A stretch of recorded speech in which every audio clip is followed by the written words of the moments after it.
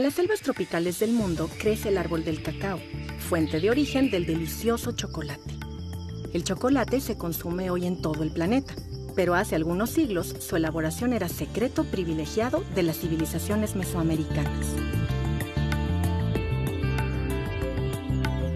Este producto, que hoy mueve una industria millonaria, se ha transformado con el tiempo gracias a la ciencia y la tecnología.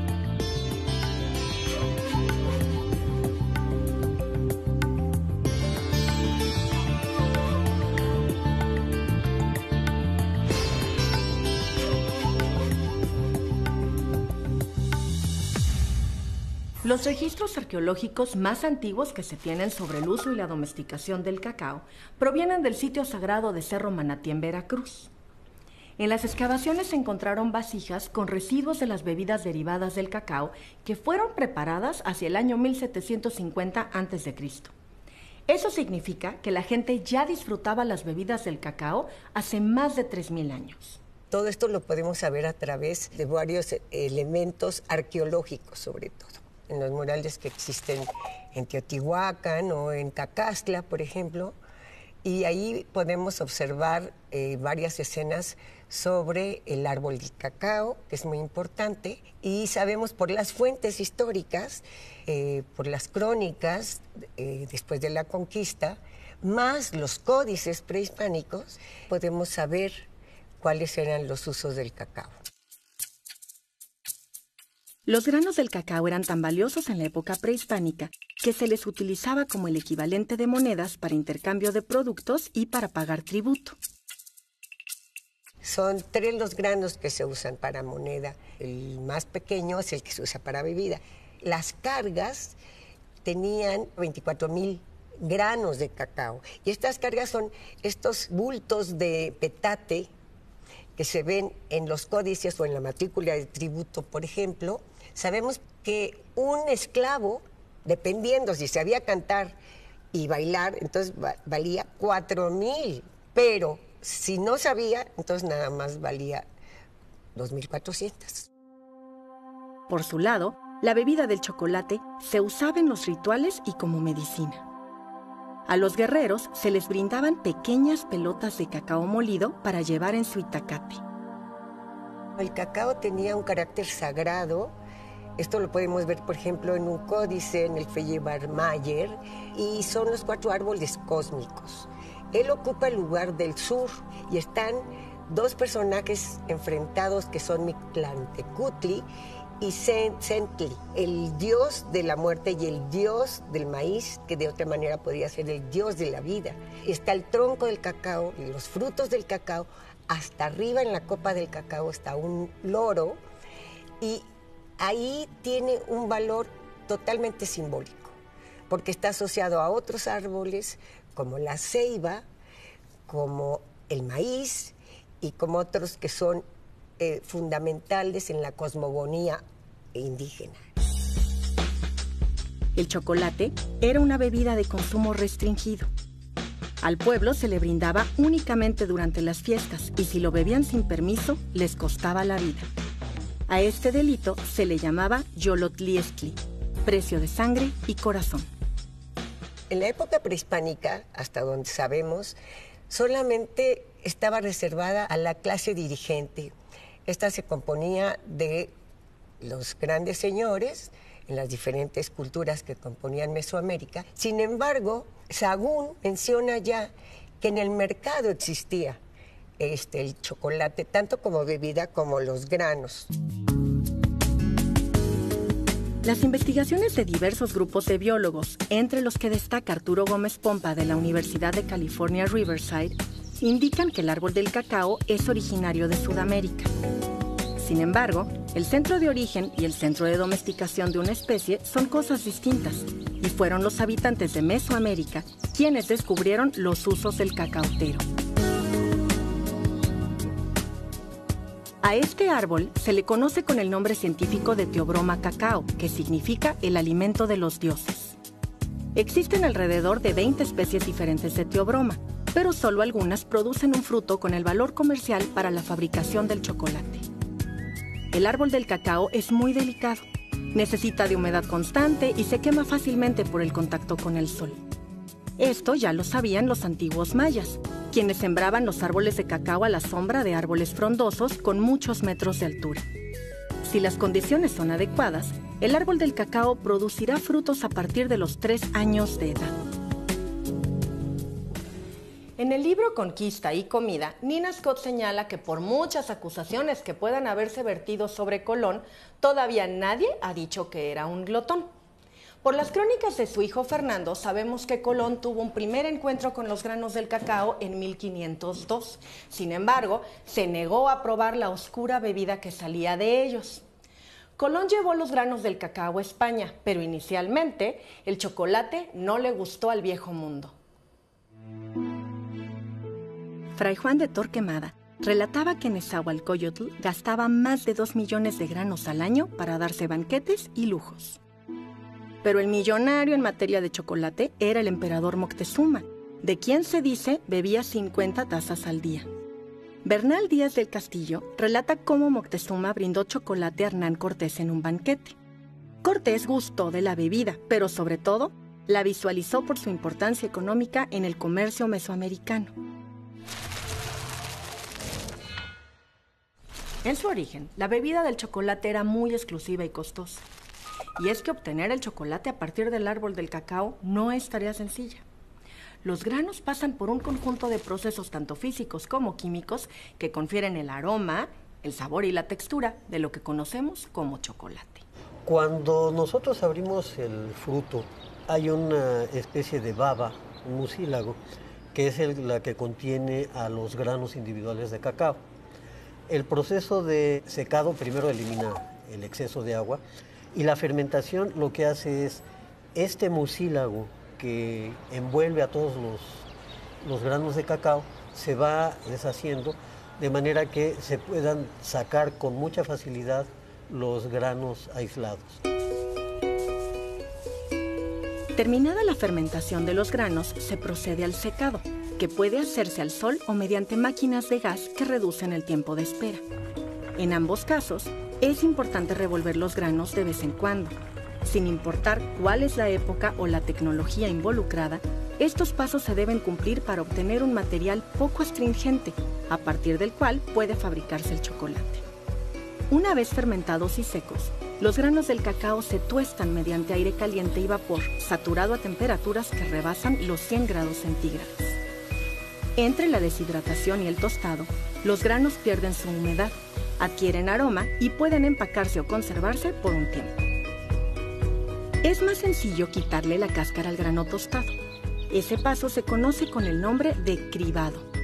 En las épocas prehispánicas, los granos cribados se molían en el metate.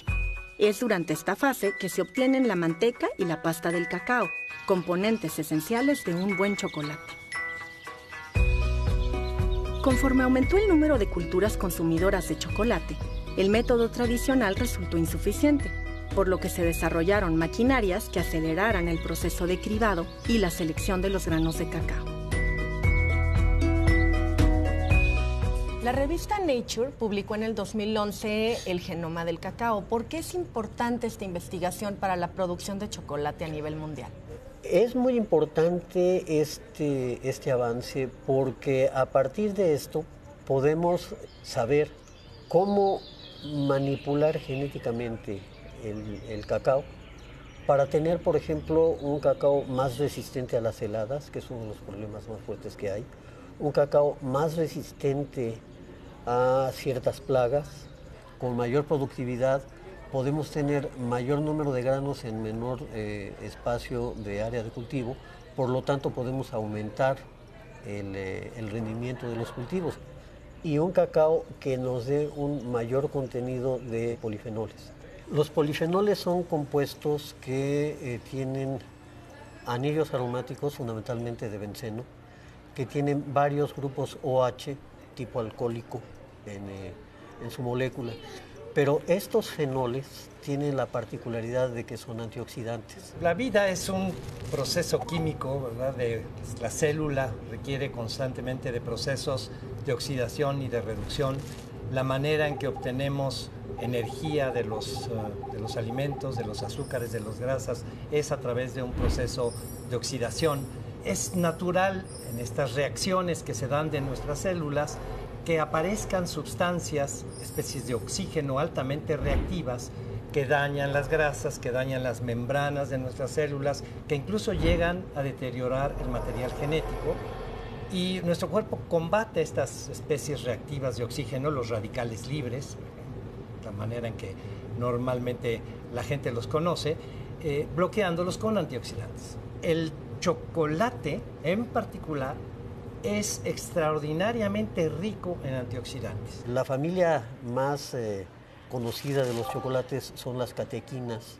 También ayudan a que haya presencia de colesterol bueno, abren las venas de manera que se baja la presión arterial, tenemos una mejor circulación.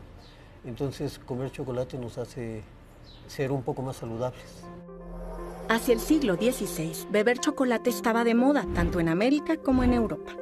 La demanda por el producto se incrementó y los cultivos de árboles de cacao se extendieron a Costa de Marfil, Nigeria, Ghana, Brasil y Trinidad y Tobago. Para el siglo XIX, las innovaciones industriales ayudaron al floreciente mercado del chocolate a colocarse en Europa de manera definitiva. En 1825, un químico holandés patentó una prensa hidráulica para separar la pasta de la manteca del cacao. Así, se abrieron oportunidades comerciales, pues la manteca sola puede usarse, por ejemplo, en la industria cosmética. La pasta de cacao o licor de cacao, como se le conoce comúnmente, es la almendra de cacao ya fermentada, tostada y molida. Es como la primera etapa en la fabricación del chocolate, por decirlo así. ¿Y qué es la cocoa? Es cuando a la pasta o licor de cacao se pasa por una máquina a alta presión que le extrae la manteca de cacao y por otro lado deja los sólidos de cacao, que es la cocoa. Compitiendo con el té y con el café, el chocolate finalmente ganó su lugar entre las cortes europeas. Pero para suavizar su sabor, los cocineros eliminaron de las recetas indígenas los chiles, los pétalos de las flores nativas y los granos del maíz. En su lugar, lo mezclaron con leche, con azúcar, almendras, canela y con algunos pétalos de flores como las rosas. El grano molido del cacao se adicionó a los pasteles y los dulces. Yo creo que es muy versátil por ser un ingrediente tan complejo. La almendra de cacao tiene más de 300 componentes. Entonces, cada uno de esos caminos del sabor se presta para mezclarlo con muchas cosas. Y por otro lado, pues lo tenemos en su forma líquida, lo tenemos sólido, lo tenemos la cocoa, la manteca. Entonces, los ingredientes pueden sumarse muy bien a este aroma tan complejo del cacao. Los fabricantes ingleses mejoraron el proceso industrial de separación de componentes del chocolate en 1847. Con ello, lograron un hito en la historia de este manjar. Consiguieron que el chocolate se asentara en un molde y con eso nacieron las barras de chocolate.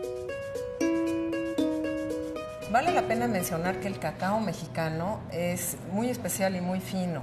Es un cacao que se le llama criollo, en especial lo que hay en el Soconusco o en la Chontalpa, en Tabasco y en Chiapas, respectivamente. Hay varias iniciativas llevándose a cabo simultáneamente en México por el rescate del cacao criollo de alto sabor y también por producir un chocolate que, digamos, compita con las cosas que se están haciendo en el resto del mundo. Sobre el chocolate se dicen muchas cosas. Que si es afrodisíaco, que si consumirlo saca caries, genera acné, es adictivo, engorda o causa alergias. No hay relación directa entre el consumo de chocolate y la aparición de acné.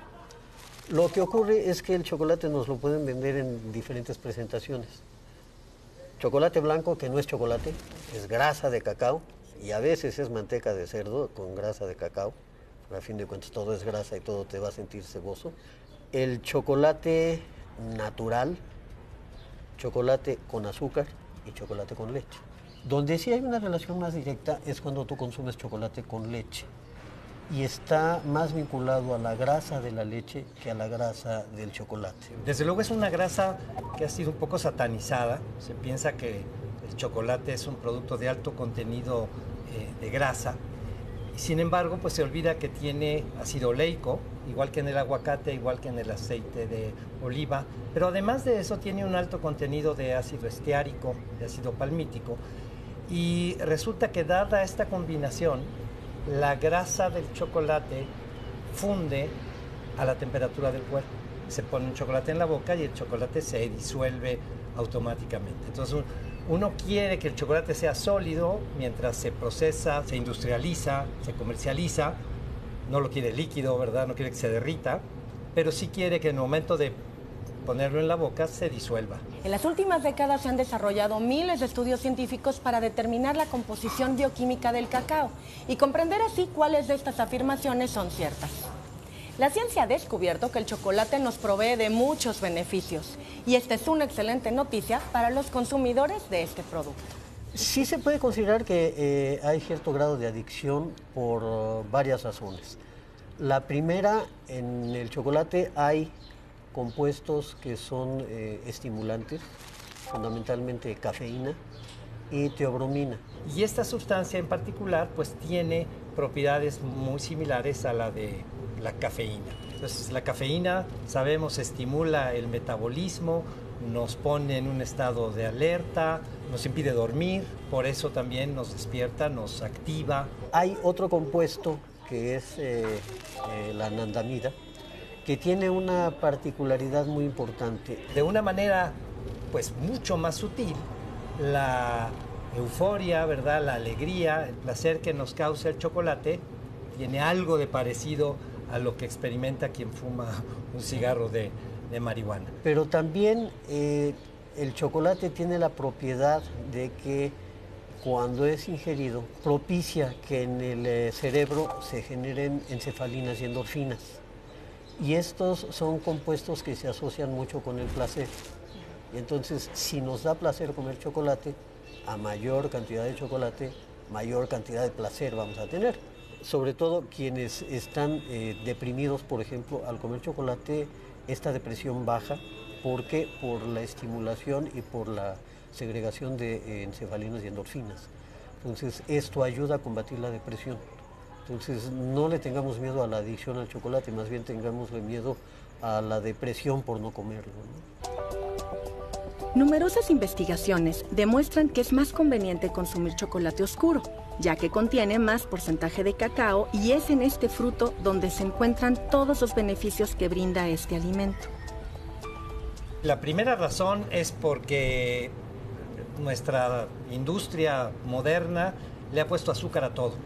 Y hoy en día la sociedad, los niños en particular, padecen de una adicción al azúcar. Entonces yo creo que si vamos a recomendar el consumo de chocolate, lo primero que habría que hacer es tratar de consumir un chocolate que tenga pues poco azúcar adicionado. La leche también se ha demostrado que, además de que diluye todas estas cualidades de las que hemos hablado del chocolate, además captura parte del poder antioxidante de los polifenoles del chocolate. Entonces disminuye esta riqueza nutrimental, nutracéutica del chocolate. México ha dejado de ser líder en la producción del cacao. Actualmente, Costa de Marfil es el país que domina en el mercado. En África se produce más o menos el 75% del cacao del mundo. Son los países de Costa de Marfil y Ghana principalmente que producen un cacao que se llama forastero. Es un cacao de mayor volumen pero de menor calidad de sabor. En mucho menor medida en América y en Asia recientemente. También Malasia y Vietnam producen importantes cantidades de cacao. En la región del Caribe se empezó a producir desde la colonia un cacao que se le llama trinitario, que es una combinación entre el forastero y el criollo, y es un cacao sí considerado de sabor fino también, pero regresamos a los nuestros, ¿no? Los cacaos mexicanos son de altísima calidad de sabor, pero no de una producción en gran volumen. Yo creo que somos como el lugar 12 o 13 en volumen de producción en el mundo de cacao. En 2011, el Sistema Nacional de Información sobre Biodiversidad realizó un mapeo de los estados de la República en donde se cosechan especies de teobroma. Oaxaca, Veracruz, Campeche, Tabasco y Yucatán tienen sembradíos, pero no resultan suficientes para cubrir con la demanda de un mundo que se ha vuelto loco por el chocolate. Yo aconsejaría, cuando compres un chocolate, la primera cosa, si estás interesado en que sea una buena calidad, ver la etiqueta. Entonces, un chocolate de calidad debe de tener solamente cacao, azúcar y puede tener manteca de cacao y lecitina de soya, que es un emulsificante, no altera para nada el sabor. Cuando tú ves que empieza a haber otros ingredientes o grasas vegetales, quiere decir que no es un buen chocolate. Si no tiene una cantidad adecuada de cacao, no puede anunciarse como chocolate. Tiene que anunciarse como con sabor a chocolate. Y el sabor puede ser un sabor absolutamente artificial. Entonces puede no tener nada de chocolate y nosotros pensar que estamos usando un chocolatote, ¿no?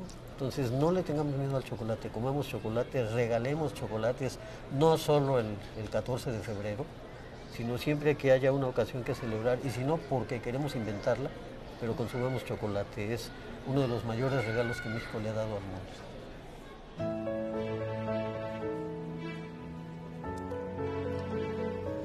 Entre las tabletas de chocolate, el chocolate líquido, el polvo de cocoa y las cajas de bombones, el mundo experimenta un frenesí por este producto, que gracias a la tecnología y la creatividad es mucho más dinámico que la bebida que encontraron los españoles hace cientos de años.